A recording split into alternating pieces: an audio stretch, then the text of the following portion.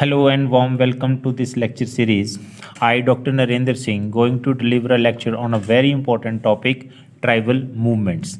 This lecture is specially designed for the students of MA, UGC NET examination aspirants and UPSC aspirants. Let's begin the topic. जैसा कि नाम से ही पता चल रहा है, ट्राइबल मूवमेंट्स। मूवमेंट शब्द इस बात को बयान करता है किसी हलचल को, किसी चेंज को। तो ट्राइबल सोसाइटी में कैसे चेंज आया, ऐसे कौन सी बड़े लेवल के ऊपर सुधार हुए, जहाँ स्टेप्स उठाए गए एक कम्युनिटी द्वारा कि उनकी जो प्रेजेंट स्टेटस है, उनकी जो प्रेजेंट सोशो इकोनॉमिक कंडीशन है, जहाँ उनके साथ जो भी ज्यादतियाँ हो रही हैं उसको कैसे ख़त्म किया जाए और एक अपग्रेडेशन हो सके उनकी सोशो इकोनॉमिक पॉलिटिकल लाइफ में। इसी कड़ी में बहुत सारे मूवमेंट्स हुए हैं, जैसे संथल मूवमेंट है, मुंडा रिविलियन है, तन्ना भगत मूवमेंट है जो इसमें मेन है। हालांकि और भी मूवमेंट चलाए गए, जैसे चिपको मूवमेंट है, अपीको मूवमेंट है, वो एनवायरमेंटलिस्ट मूवमेंट थे। तो हर एक मूवमेंट की अपने ऑब्जेक्टिव्स रहे हैं।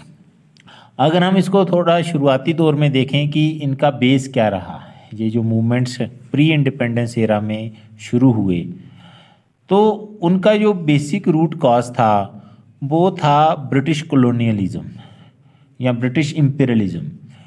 क्योंकि इम्पीरियलिज्म फोर्सेस जो थी उनका एक ही मकसद था, रिसोर्सेस को लूटना, रॉ मटेरियल को लूटना, और ताकि उन्हें अपनी फैक्ट्रीज़ के लिए माल मिल सके और कच्चा माल मिल सके और एक फिनिश प्रोडक्ट बना के मार्केट में बेच सके। मुनाफाखोरी कैपिटलिज्म का मेन सिद्धांत था। अब ये रॉ मटेरियल लकड़ी हो सकती है, मिनरल्स हो सकते हैं। अब ये लकड़ी है चाहे रॉ मिनरल्स हैं, ये वहाँ पे हैं जहाँ पे ट्राइबल्स रहते हैं और वो सदियों से रहते आ रहे वहाँ पे। They were the original inhabitants of the land, indigenous people, आदिवासी जनजाति, अलग अलग नामों से हम इनको जानते। अब वहाँ पे ये कम्युनिटीज़ रह रही हैं तो ऑब्वियस है जब वो रिसोर्सेज की प्लंडरिंग होगी तो ये कम्युनिटीज़ क्या हो जाएंगी, डिस्टर्ब हो जाएंगी। Because tribal communities have their own socio cultural world. Tribal community की अपनी एक अलग दुनिया है, बड़ा आइसोलेटेड वर्ल्ड। अभी तो डेवलपमेंट होने की वजह से अब तो बड़ी सारी चीज़ें, क्या कॉन्टैक्ट डेवलप हो रहा है मेन स्ट्रीम सोसाइटी और ट्राइबल सोसाइटीज़ में। लेकिन पहले प्री इंडिपेंडेंस एरा में जब ट्रांसपोर्टेशन और कम्युनिकेशन टेक्नोलॉजी एडवांस नहीं थी, उस दौर में ये बड़े आइसोलेटेड वर्ल्ड था। अब ये जो कॉलोनियल फोर्सेस हैं जब वो वहाँ पे जाती हैं तो उनके साथ ज़्यादती करती हैं। तो किस तरह की ज़्यादती करती हैं वो हम डिस्कस करेंगे। सबसे पहले मूवमेंट संथल मूवमेंट, ये 1855 में स्टार्ट हुआ। Basically this was the movements by agriculturalist among Santhals who were living in the dense forest of Bankura, Midnapore, Birbhum, मनबूम, Chota Nagpur and Palamu. The Santhals fled their original land. What was their original land? Bhagalpur and Manbhum. When the oppressive zamindars bought that land under companies revenue control. हम जानते हैं कि जो tribals लोग हैं उनके लिए ज़मीन एक माँ की तरह है। उनका नेचर के साथ जो रिलेशन है माँ और बेटे वाला रिलेशनशिप है। उनके लिए वो कोई कमोडिटी नहीं है जिसे बेचा या खरीदा जा सके।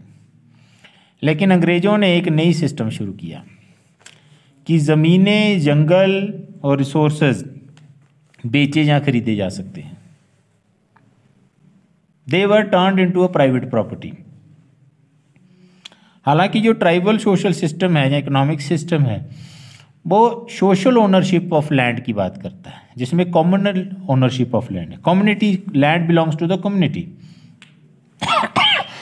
लेकिन ब्रिटिशर्स ने क्या किया, turned land into a private property. अब लैंड क्या बन गई, प्राइवेट प्रॉपर्टी बन गई। अब हम मार्क्स की अगर थ्योरी को याद करें तो मार्क्स क्या कहता है, प्रिमिटिव कम्युनिज्म से एंशियंट सोसाइटी, एंशियंट से फ्यूडल सोसाइटी में जो रिलेशनशिप ऑफ एक्सप्लॉयटेशन शुरू हो गए, उसका क्या कारण था? प्रिमिटिव कम्युनिज्म में कोई क्लास नहीं थी, क्लासलेस सोसाइटी थी। बाद में क्लासेस बनना शुरू हो गई। क्यों हो गई? क्योंकि प्रॉपर्टी अब क्या होगी? प्राइवेट होगी। कुछ लोगों के पास ज़्यादा होगी और कुछ के पास बिल्कुल भी नहीं रही।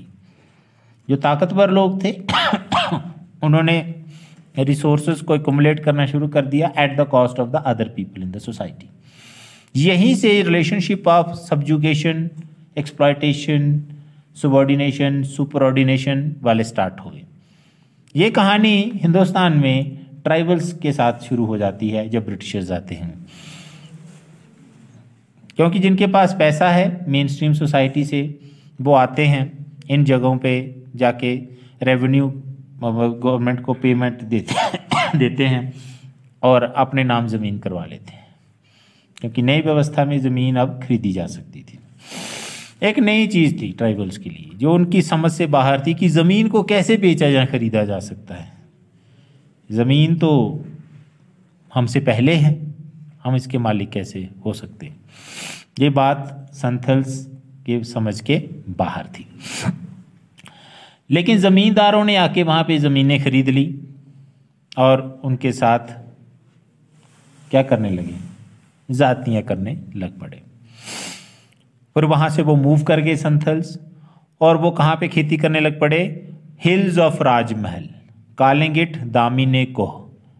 दूसरी जगह पे चले गए, वो जगह नाम था हिल्स ऑफ राजमहल की पहाड़ियाँ। But their oppressors followed them and exploitation started in full swing. लेकिन जो ऑप्रेसर्स थे, ये जो ज़मींदार थे, या ये जो व्यवस्था थी, इसने इनका पीछा नहीं छोड़ा, ये वहीं भी पहुंच गए और एक्सप्लॉयटेशन ऊंचे लेवल पे शुरू हो गई। Apart from the zamindars and British company, local money lenders also cheated them with high interest rates. अब जनाब ये खेती करते हैं, सरकार कहती है हमें आप टैक्स दीजिए, कहते हैं हमारी फसल नहीं हो रही, कहते कोई बात नहीं, हो चाहे ना हो, हमें तो टैक्स चाहिए। तो इसके लिए क्या करना पड़ेगा? कैश में टैक्स देना है ऊपर से, तो कैश तो इनके पास तो था नहीं, तो अब ये कैश के लिए किसके पास जाते हैं? मनी लेंडर्स के पास, जो कर्जा देने वाले लोग थे। अब कर्जा देने वाला एक शर्त रखता है कि कर्जा अगर मैं तो दूंगा तो सही, लेकिन हाई रेट ऑफ इंटरेस्ट पे। अब इनके पास मजबूरी है, एक तरफ कुआं एक तरफ खाई, तो क्या करें? कुछ तो अडॉप्ट मानना पड़ेगा। तो इसलिए उन्होंने हाई रेट ऑफ इंटरेस्ट पे कर्जा लेते और टैक्स वगैरह पे करते। और जब ये टैक्स नहीं चुका पाते, जब ये कर्जा वापस नहीं कर पाते, तो मनी लेंडर स्टाम्प पेपर के ऊपर इनके साइन ले लेता या थंब इम्प्रेशन ले लेता कि अगर in case in the situation when you are not in a position to pay the debt, then you have to transfer the property rights to us. तो आपको जो प्रॉपर्टी राइट्स हैं वो हमें ट्रांसफ़र करने होंगे। और इस तरह से उनकी जो ज़मीनें थी वो जाती रही। अब ये कब तक चलता? इसलिए संथल्स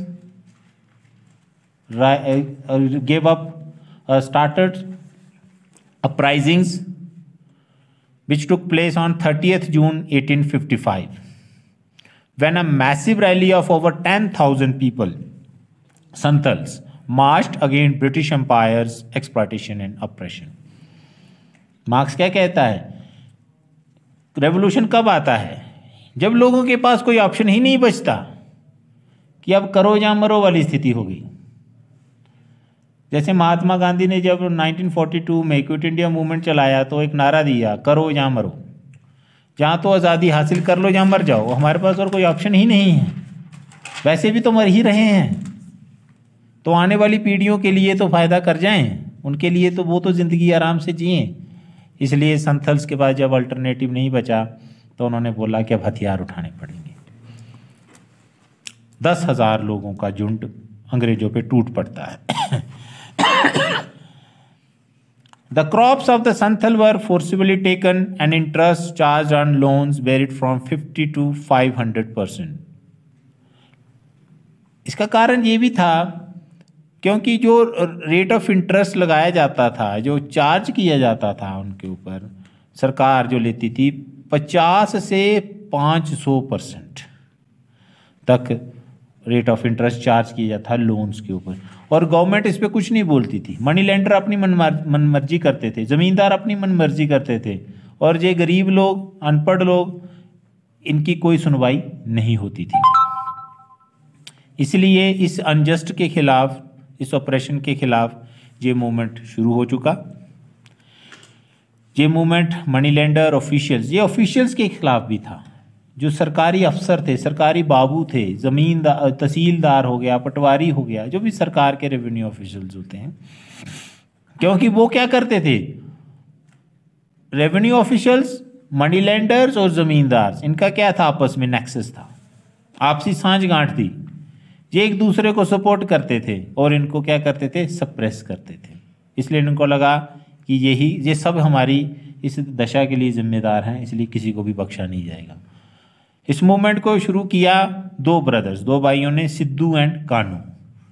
दे held a meeting at Bhognadih and made the announcement that their operation could be ended by taking back their land from their oppressors. उन्होंने बागनादी में एक मीटिंग की और फैसला किया कि हम इसके खिलाफ लड़ेंगे और अपनी ज़मीनें इनसे वापस लेंगे। Thousands of Santhals march armed with their traditional weapons. वो अपने, क्योंकि हथियार तो उनके पास ट्रेडिशनल ही थे, बंदूकें तो थी नहीं, लेकिन जो भी था उन्होंने कहा कि अब इसी से लड़ना है। तीर कमान उठा लिए, बोज, एरोज, एक्सेस, कुल्हाड़ी उठा ली, जिसके हाथ में जो आया और विद्रोह कर दिया। Police officers obstructed them and provoked them into violence. Several Santhals were massacred at the hand of British. The rebellion lasted 60 days. आमना सामना हुआ ब्रिटिश फोर्सेस और संथल्स का, और बहुत सारे संथल्स मारे गए। ये मूवमेंट 60 दिन तक लगातार चलता रहा। The Santhal rebellion forced the government to change its policy towards them. Around 5,000 square miles area were carved out as non-regulation district, which came to be known as Santhal Parganas.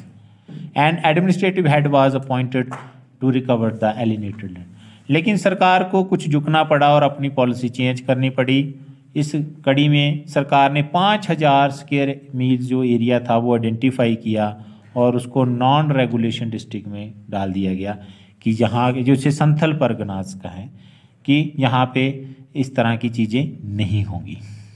वहाँ पे थोड़ी relaxation दे दी गई। लेकिन ये movement जो चल रहा था, आखिर में इसके अंजाम बड़े बुरे हुए और 23,000 जो संथल्स थे वो कत्ल कर दिए गए। इसमें हर एक प्रोफेशन से लोग शामिल थे, potters, blacksmiths, weavers, leather workers, Doms, सभी थे। दूसरा रिबेलियन जो हुआ ट्राइबल वर्ल्ड में वो था Munda rebellion. This rebellion was led by Birsa Munda in Singhbhum and Ranchi districts of Chota Nagpur region of Bihar in the year 1899 against land alienation. ये भी लैंड एलिनेशन के खिलाफ मूवमेंट चलाया गया। सेम ही तरह की लगभग कहानी थी। बिरसा मुंडा इसके लीडर थे। उन्होंने सिंगभूम और रांची डिस्ट्रिक्ट में, छोटा नागपुर रीजन है जो बिहार का, उधर शुरू किया था। After the establishment of British rule, the movement into the tribal regions by the non-tribal increased. This in turn led to increase in practice of forced labor. ये भी कहानी उसी तरह की है कुछ, कि जो नॉन ट्राइबल्स लोग हैं, चाहे वो मनी लैंडर्स हैं, ज़मींदार हैं, रेवेन्यू ऑफिशियल्स हैं, वो यहाँ पे आते हैं, हमें परेशान करते हैं, हम ज़बरदस्ती करते हैं, हमसे ज़बरदस्ती काम करवाते हैं, बेगार कराते हैं, फोर्स लेबर कराते हैं, हमारे साथ धक्का करते हैं, अगर कोई आवाज़ उठाए तो उसको पीटते हैं। ये ज़्यादती अब बर्दाश्त के बाहर थी। दूसरा, कल्चरल कॉलोनियलिज्म भी हो रहा था। क्रिश्चियन मिशनरीज बड़ी संख्या में इन एरियाज़ में आती और उन्होंने एक अभियान चलाया कि इनको एजुकेट किया जाएगा, क्योंकि ब्रिटिशर्स की शुरू से ही यही सोच रही कि ये सब लोग क्या हैं, पिछड़े हुए लोग हैं, अनसिविलाइज लोग हैं। लॉर्ड मकाले कहता है कि हमारी ये जिम्मेदारी है कि हम इन अनसिविलाइज लोगों को सिविलाइज करें। कुछ इसी तरह का ये जो क्रिश्चियन मिशनरीज थी वो आई और यहाँ पे उन्होंने अपने स्कूल्स खोले, इंग्लिश मीडियम वगैरह में एजुकेशन देना शुरू कर दी। लेकिन ये जो व्यवस्था थी उसका मकसद सिर्फ उनको एजुकेट करना नहीं था, कहीं ना कहीं अपना वैल्यू सिस्टम उनके ऊपर इम्पोज करना था, क्रिश्चियनिटी को फैलाना था। ट्राइबल जो थे वो तो एनिमिस्टिक रिलीजन को फॉलो करते थे, नेचरिज्म, नेचर की वर्शिप करते थे, पॉलीथिस्टिक उनका रिलीजन था। लेकिन यहाँ पे आके आपने एक अपनी ही तरह का अपना जो अंग्रेज़ों का जो अपना वर्ल्ड व्यू था, उनका जो रिलीजियस सिस्टम था वो इम्पोज करना शुरू कर दिया, जिस वजह से क्या हुआ, it created a feeling of discontent among them. और उनके मन में ये लग रहा था इन मुंडास के बीच में कि ये जो अंग्रेज हैं वो क्या कर रहे हैं, हमारे बीच में एक खाई पैदा कर रहे हैं, ये क्रिश्चियंस और नॉन क्रिश्चियंस के बीच में, क्योंकि कुछ लोग क्रिश्चियनिटी में कन्वर्ट हो गए और कुछ नहीं हुए। Therefore, there were two reasons of revitalization of movement. One was agrarian discontent and other was the advent of Christianity. तो इसलिए दो कारण मुख्य बने मुंडाज में, एक तो एग्रेरियन डिस्कंटेंट, वही जो उनकी ज़मीनें छीन ली गई, सब कुछ है ना, उनको बेघर कर दिया गया। दूसरा क्रिश्चियनिटी का प्रचार प्रसार, जो उनके रिलीजन से, उनकी लाइफ वर्ल्ड से बिल्कुल ही डिफरेंट था, एक फॉरेन था उनके लिए। The movement aimed to reconstruct the tribal society from disintegration, which was staring in its face due to stress and strains of colonial rule. इस मूवमेंट का मकसद ये था कि हम अपनी बिखरे हुए समाज को दोबारा से रिकंस्ट्रक्ट करें, दोबारा से खड़ा करें उस समाज को जो या इनकी एजुकेशन सिस्टम ने या क्रिश्चियनिटी ने या इनके जो ज़मींदारी सिस्टम ने हमें क्या कर दिया है, डिसइंटीग्रेट कर दिया है। Like the movements discussed earlier, this movement was also directed against the outsiders, dicus, landlords, traders, merchants and government officials. ये आउटसाइडर्स को क्या बोलते हैं, डिकूज बोलते हैं। कहते हैं हमारी सारी समस्या का रूट कॉज क्या है, ये डिकूज है जो बाहर से आ गए हैं। पहले जब हम अपनी दुनिया में रहते थे, जब ये लोग नहीं आए थे, हम बड़े खुश थे, लेकिन जब से ये मनहूस लोग आ गए हैं, इन्होंने हमारे लिए परेशानियां ही परेशानियां पैदा कर दी हैं। क्योंकि इन्होंने क्या क्रिएट कर दिया, क्लासेस क्रिएट कर दी हमारे बीच में, प्राइवेट प्रॉपर्टी वाला कॉन्सेप्ट लेके आ गए। Before the introduction of the British policies in the areas inhabited by कारोन and Munda, their traditional land system and social system had existed, which is called as the Khuntkatti system. The tribals enjoyed customary rights over their land. इन अंग्रेजों के आने से पहले उनकी अपनी एक लैंड सिस्टम था, ट्रेडिशनल लैंड सिस्टम था, और उसी लैंड सिस्टम के इर्द गिर्द उनका अपना एक सोशल सिस्टम था, जिसे वो बोलते थे खुंतकारी सिस्टम, जिसमें उनके जो जमीनों के ऊपर राइट थे वो कस्टमरी राइट्स थे। वहां किसी भी तरह की क्लास डिविजन्स नहीं थी, कंजम्पशन ओरिएंटेड कल्चर नहीं था, एक्सप्लॉयटेटिव कल्चर नहीं था।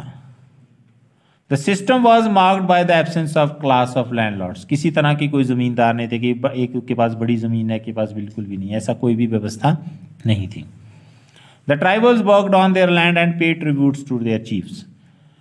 जो ट्राइबल्स लोग थे वो खेतों में काम करते और जो चीफ होता था उसको ट्रिब्यूट पे कर देते थे, लेकिन वो ट्रिब्यूट इस तरह की नहीं होती थी कि जिसमें हाई रेट ऑफ इंटरेस्ट लगा दिए जाए और अनपेबल हो, इस तरह का नहीं था। बड़ा ही उनका अपना एक डेमोक्रेटिक सेटअप था। By 1874 the British replace the traditional Khuntkatti system by zamindari system. 1874 में अंग्रेज़ों ने उनका ट्रेडिशनल खुंतकारी सिस्टम को रिप्लेस करके वहाँ पे ज़मींदारी सिस्टम लगा दिया। The introduction of zamindari system created the classes of zamindars and ryots tenants. इसी ज़मींदारी सिस्टम ने क्या किया, दो क्लास बना दी, एक तो ज़मीनों के मालिक जिन्हें ज़मींदार कहलाए, और एक ज़मीनों पे काम करने वाले रायट्स टेनेंट्स कहलाए, जिनके ज़मीनों के ऊपर कोई हक नहीं थे।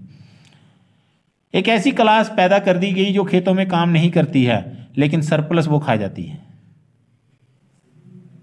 मार्क्स क्या कहता है अपनी थ्योरी में कि सरप्लस जब जनरेट होता है वही एक्सप्लॉयटेशन का कारण बनता है। जो काम कर रहा है, जो प्रोडक्टिव है, जो मेहनत कर रहा है, उसकी जेब में कुछ नहीं जा रहा, वो सिर्फ जिंदा रह रहा है, उसके पास इतना ही है जिससे वो जिंदा रह सके, मरे ना, ताकि कल को फिर वो काम के लिए आ सके, क्योंकि उसका जिंदा रहना भी जरूरी है, नहीं तो काम कौन करेगा खेतों में।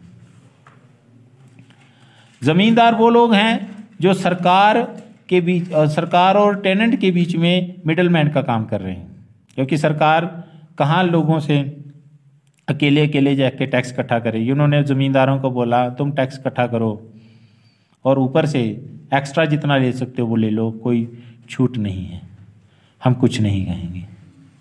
मान लीजिए सरकार बोलती है मुझे 15% टैक्स चाहिए फसल का, टोटल प्रोडक्शन का। ज़मींदार कहता है कि फिर मुझे क्या बिचेगा, 15 आपको दे दूंगा। तो सरकार कहती है बाकी तुम्हारी हिम्मत है, बाकी ऊपर से जितना इकट्ठा कर सकते हो वो तुम्हारा है। ज़मींदार ने अपने पास लठ मार रखे हुए हैं, मसलमैन पाल रखे हैं, और वो 15 की बजाय 25% कर देता है। कहता 10% मुझे भी तो चाहिए, मैंने भी तो अपने आदमी पालने हैं, अपना भी तो परिवार चलाना है, वो कहाँ से चलाऊंगा। अब गरीब किसान या आदिवासी, उसके पास ऑप्शन कोई नहीं है, जहाँ तो वो मार खाए या टैक्स पे करे। इस तरह से दो क्लासेस बन गई, एक जमींदार की क्लास, एक टेनेंट्स की class. The tribals now had to pay rent to the landlords and failure to do so resulted in the eviction from land. अगर वो टैक्स नहीं दे पाता तो उसको ज़मीन से बेदखल कर दिया जाता था। फोर्सिंग दैम टू बेगार, which also calls the physical injury on them. अब ज़मीन भी बिक गई, सब बिक गया, अब क्या करें, आपने तो टैक्स दिया नहीं, अभी बकाया है, अब वो चुकाना तो है, अब तुम्हें हमारे घर में काम करना होगा, पैसा नहीं मिलेगा। बेगार का मतलब होता है कि फ्री में काम करना, जिसकी कोई पेमेंट नहीं होती है। लेकिन वो इंटरेस्ट इतना ज़्यादा लगा दिया गया है कि एक पीढ़ी चुका ही नहीं पाई, तो उसने बोला कि अब तेरा जो बच्चा है वो चुकाएगा।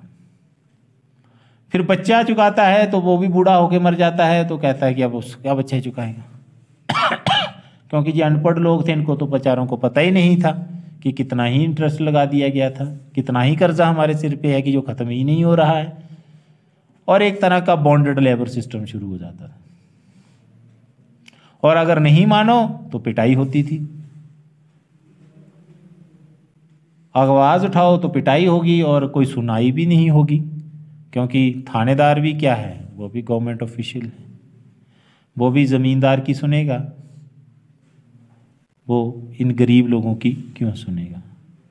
तो ये सब व्यवस्था जो थी, जिस वजह से मुंडा के बीच में रिवॉल्यूशन उठा। दूसरा एक और कारण था मोनेटाइजेशन ऑफ इकोनॉमी।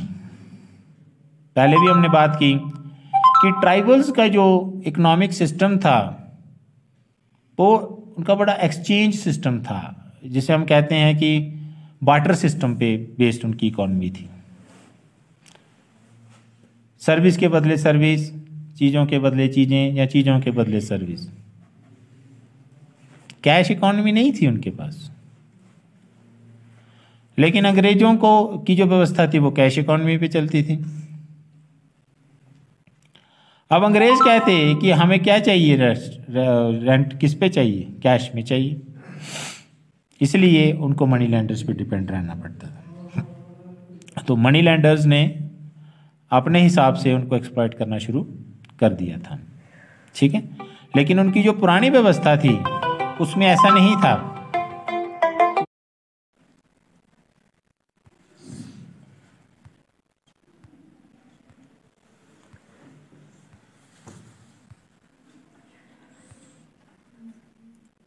तो हम बात कर रहे थे मोनेटाइजेशन ऑफ इकोनॉमी की, कि जो ट्राइबल्स थे उनके पास कैश तो अवेलेबल नहीं था, इसलिए उनको मनी लैंडर्स पे डिपेंड रहना पड़ता था। ऐसी व्यवस्था तब नहीं थी जब वहाँ पे क्लैन काउंसिल्स होती थी। यहाँ पे उनको इस तरह का कोई भी कैश वाला प्रॉब्लम नहीं आती थी। इवन कि आज इन्हें जस्टिस भी अगर लेना है, कोर्ट में भी जाना है, कोई केस भी फाइल करना है, तो वहाँ पे फीस लगती थी मॉडर्न कोर्ट्स में। हालांकि उनकी काउंसिल्स में फीस नहीं लगती थी, वहाँ न्याय मुफ्त में मिलता था। After the exploitation and oppression of the Mundas caused by the outsiders, the disruption caused to their traditional social and political system, natural calamities also worsened their conditions. रही सही कसर जो है वो नेचुरल कैलमिटीज ने पूरी कर दी। ऊपर से हाई रेट ऑफ इंटरेस्ट है, ये लूट पड़ी हुई है, सारा कुछ हो रहा है, ऊपर से कोई फ्लड आ गया, कोई स्टार्वेशन पड़ गई, फेमाइन्स पड़ गए, तो और मारे गए। क्योंकि और कोई उनके पास तो इतना रिजर्व भी नहीं है अनाज की, चलो कहीं सूखा पड़ जाए तो खा लेंगे।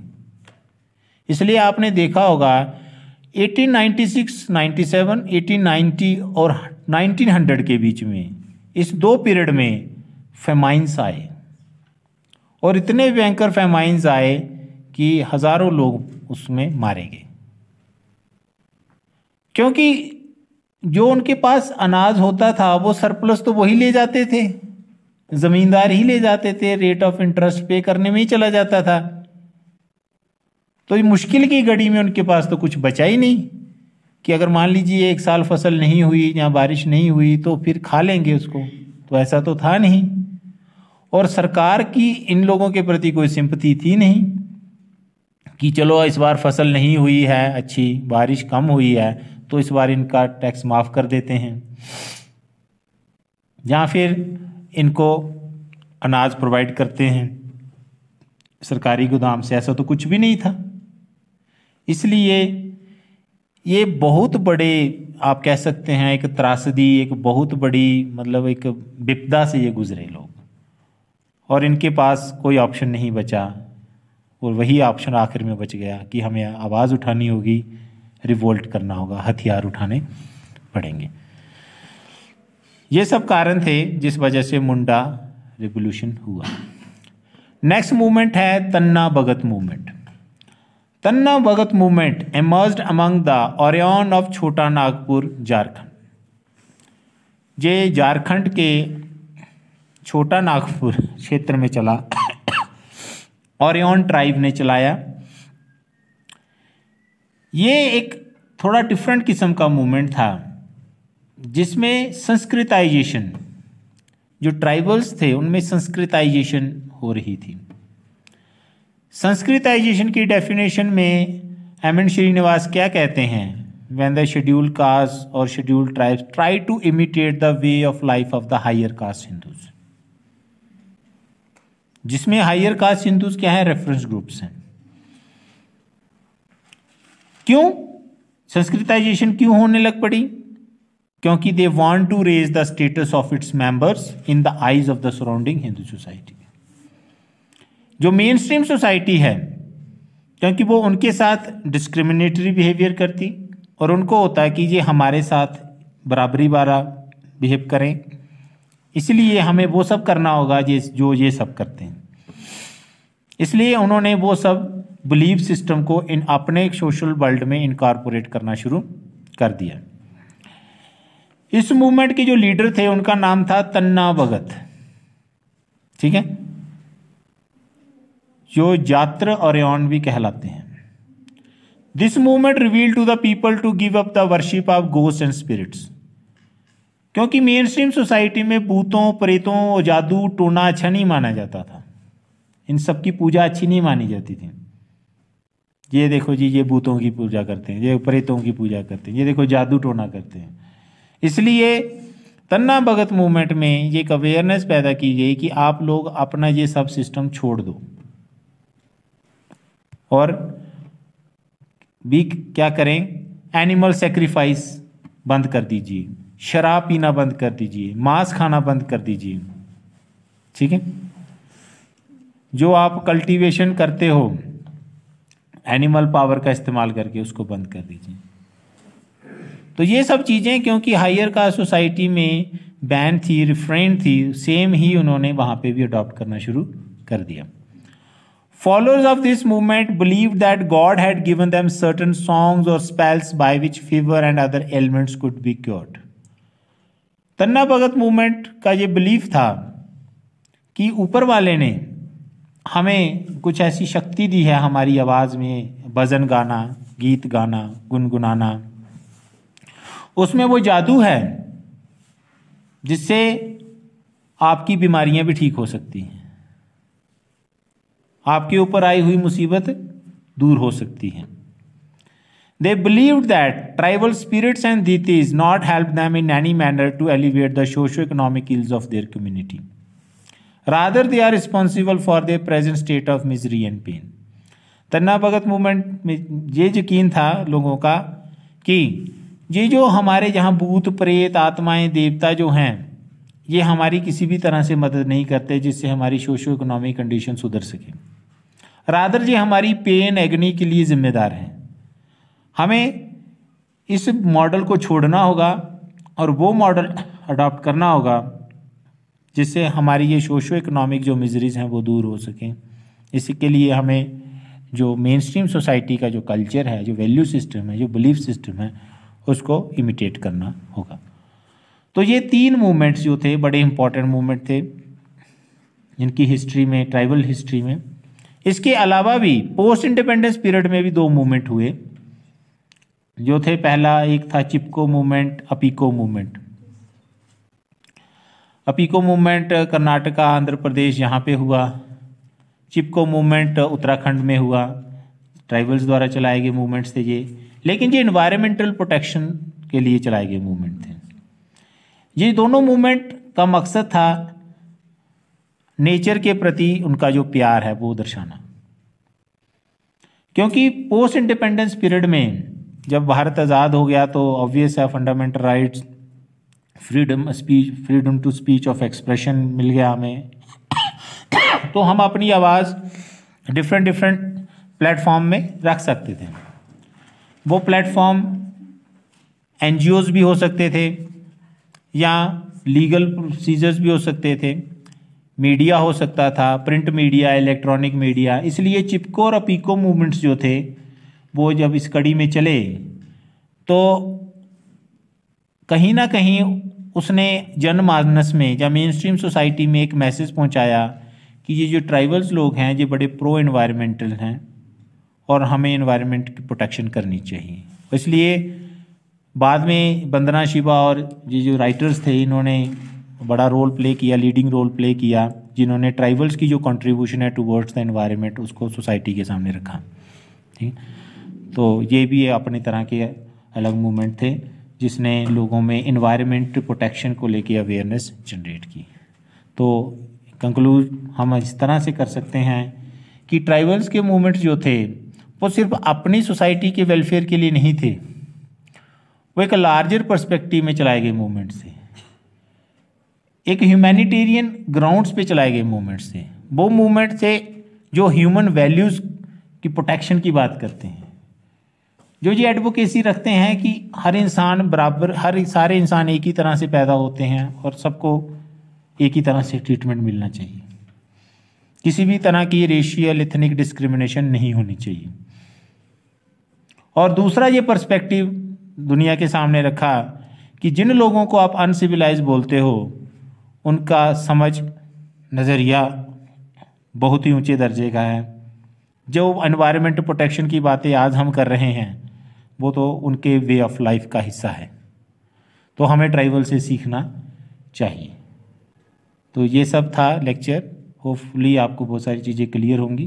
तो मिलते हैं नेक्स्ट लेक्चर में, तब तक के लिए goodbye and thanks for the patient listening.